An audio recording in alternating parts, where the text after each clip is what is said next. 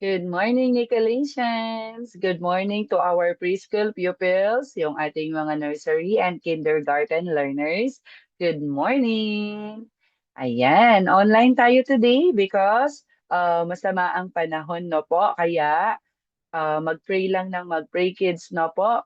Palaging mag-pray na sana humupa na po ang ulan at ang baha, no po? Para makapasok na tayo sa school. Okay, ang ating pag-aaralan ngayong araw ay sa makabansa subject. Okay, bago natin talakayin ang ating aralin ngayong araw sa ating makabansa subject, balikan po muna natin ang ating mga lesson or na-lesson na sa ating makabansa subject. Ano-ano po ang mga ito? Una ay ang katangiang pisikal ng batang Pilipinong katulad nyo. Ano-ano po yung mga yon? Magbigay nga po na tayo ng iilan. Okay, tingnan natin. Ang kanilang mga ilong ay pango. Karaniwan sa mga batang Pilipino or karamihan sa mga batang Pilipino, ang kanilang ilong ay pango. At ang kulay ng kanilang balat ay kayumanggi. Ang kanilang mga mata ay bilugan at ang kanilang mga buhok ay karaniwan ay kulot at minsan naman ay tuwid, no po. Pero kapag Pilipino, sila ay mga kulot. Okay, next, ano pa po yung mga napag-aralan natin? Napag-aralan din natin sa ating makabansa subject ay ang mga kakayahan at talento ng mga batang katulad nyo. Ano-ano po yung mga yon?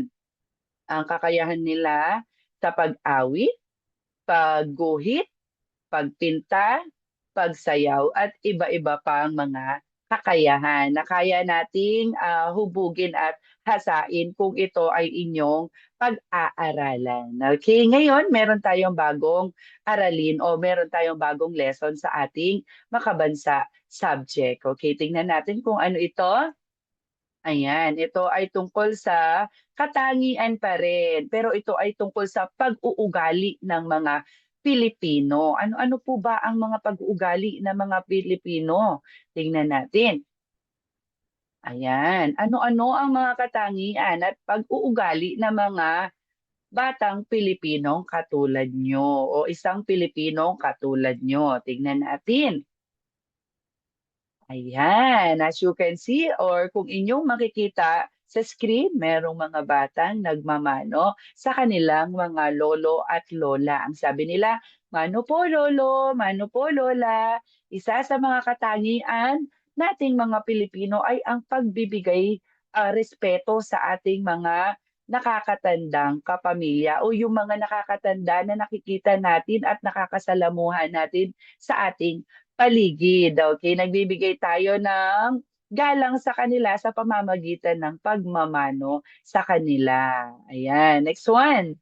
Opo, lolo. Ayan. Tinutulungan niya ang kanyang lolo at nagsasabi siya ng po, no po, po at opo sila. Nakikita ninyo na nagsasabi sila ng po at opo at sila ay nagmamano. Yan ay isa sa mga katangian ng mga Pilipinong katulad ninyo. Ano po kaya ang kanilang pag-uugali? Sila ay magalang or respectful, no po?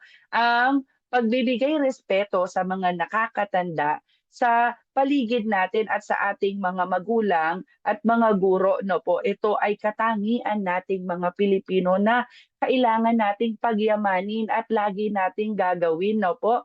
Paano natin magagawa at maipapakita ang paggalang natin at respeto sa pamamagitan ng pagsabi ng po at opo at pagmamano sa kanila, pagbibless sa mga nakakatanda sa atin. No po. Hindi lamang po sa ating mga kamag-anak, kundi sa mga taong nakakasalamuha po natin araw-araw. Okay, next one. Tingnan natin.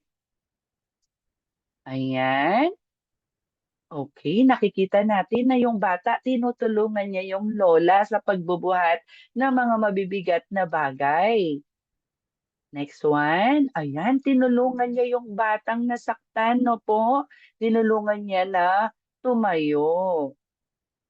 Next one, ayan, nakikita natin na yung bata, tinutulungan niya na tumawid sa tawiran yung nakakatanda sa kanya. Okay, at yung isang bata naman, tinutulungan niya ang kanyang nanay sa paglilinis sa bahay nila.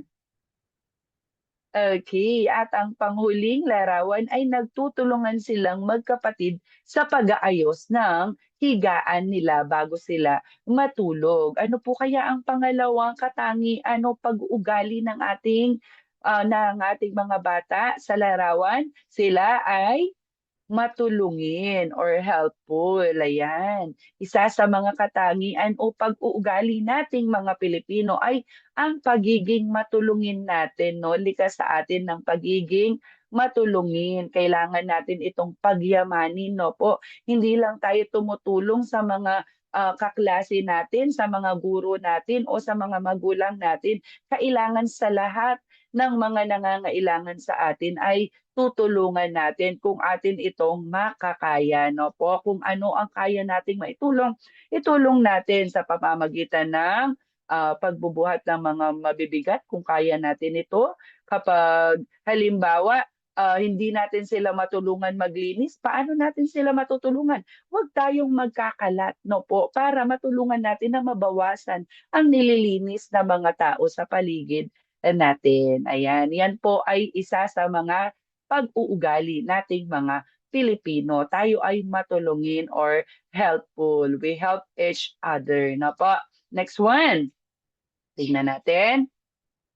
Ayan, nakikita nyo sila ay lumulundag sa saya, no? Tumatalon po sila sa saya. Bakit kaya?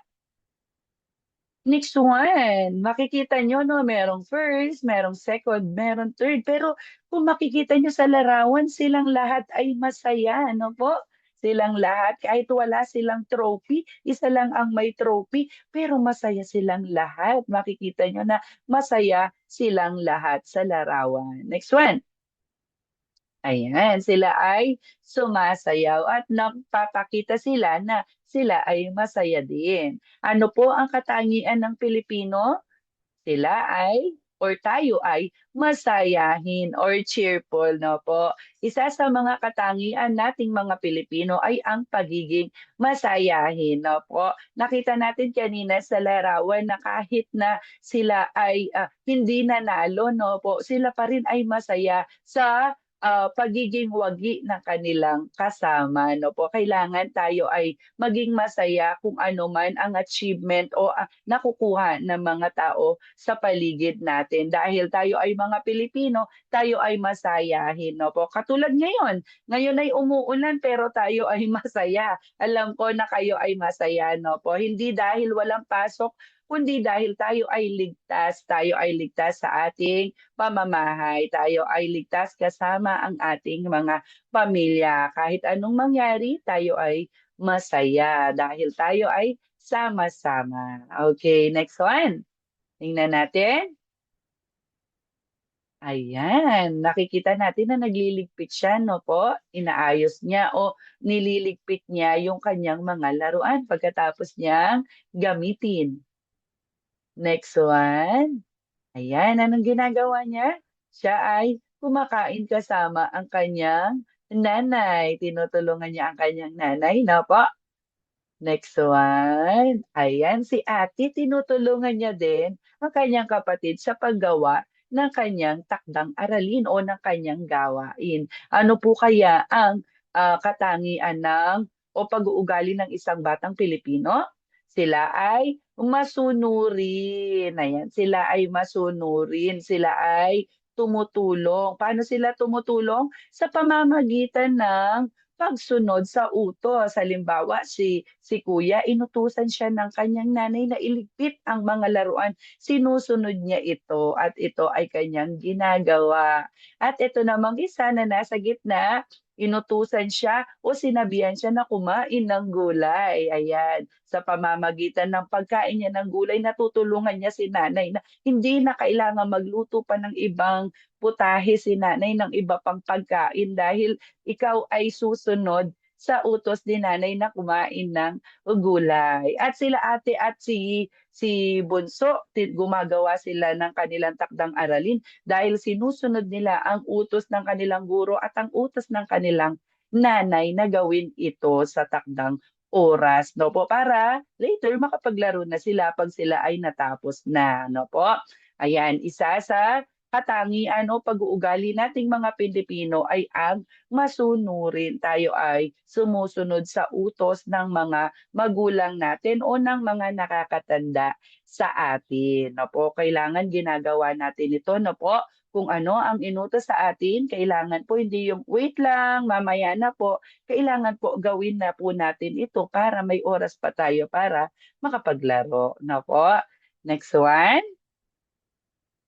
Ayan, tignan natin.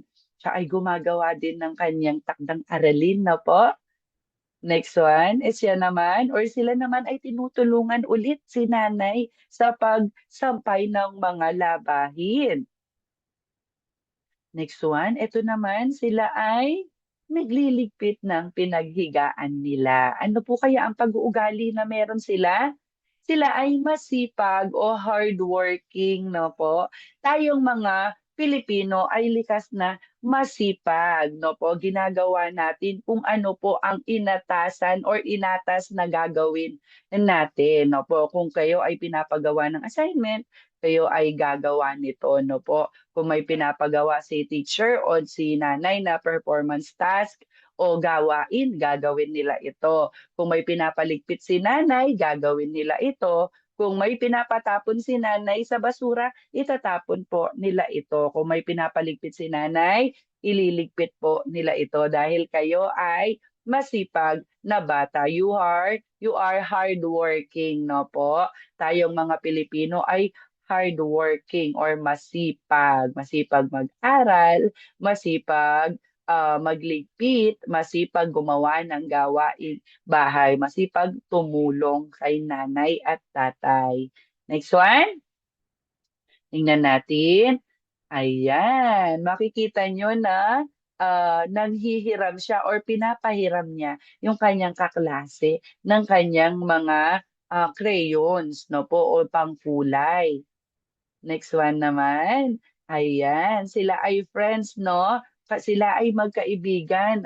At kung inyong makikita, yung isa ay nakaupo sa wheelchair, no po, dahil hindi siya nakakatayo. At yung isa naman ay nakakatayo. Pero sila pa rin ay magkaibigan, no po. Ano po kaya ang pinapakita ng mga nasa larawan?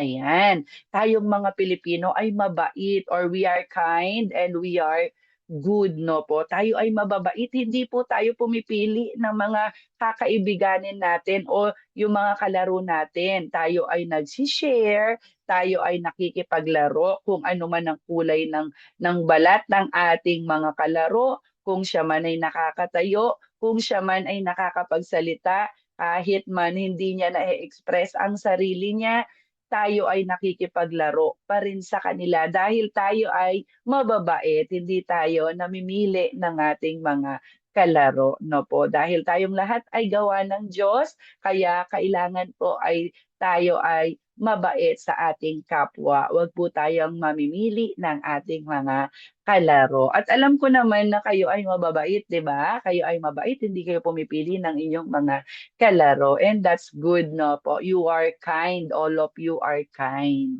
Okay. Next one. Ayan. Nakikita natin sa larawan sila ay nasa simbahan, no po. Tahimik, no? Tahimik na nakikinig kay Father. Next one. Ayan, bago siya matulog, nagpe-pray siya, no po, nagpe-pray siya na sana umaraw na sana makita na niya ang kanyang mga kalaro. Kayo ba, nagpe-pray ba kayo?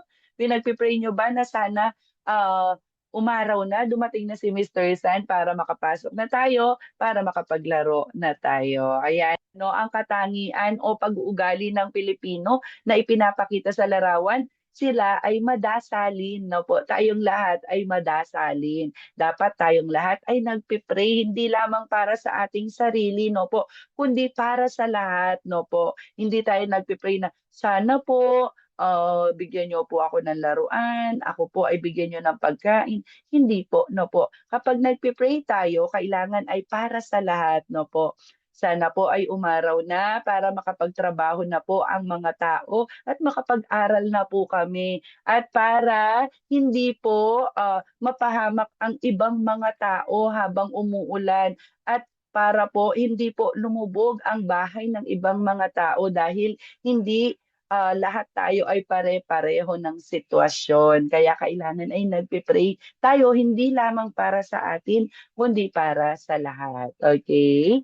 Next one. Ayan. Kilala tayong mga Pilipino sa ating magaganda at katangi-tanging pag-uugali katulad ng mga napag-aralan natin o nasabi natin kanina. Pagyamanin natin ang mga ugaling ito. Tatandaan nyo yan, no po? Kailangan ay ginagawa ninyo yan. Kailangan ay ina-apply ninyo yan or ginagawa natin sa araw-araw natin na pamumuhay dahil tayo ay Pilipino, tayo ay madasalin, tayo ay mabait, masunurin at may takot sa Diyos, no po? Ayan, ano-ano po ang mga katangian ng mga Pilipino o pag-uugali nila? Sila ay magalang, may respeto sa magulang, mapagmahal sa magulang, hindi lang sa magulang kundi sa lahat, no po? Matulungin, masipag, mabait, masayahin, madasalin at matapat. Okay, yan tayong mga Pilipino. Yan po ang mga pag-uugali natin at kailangan natin itong gawin at pagyamanin. At yan po ang ating lesson ngayong araw.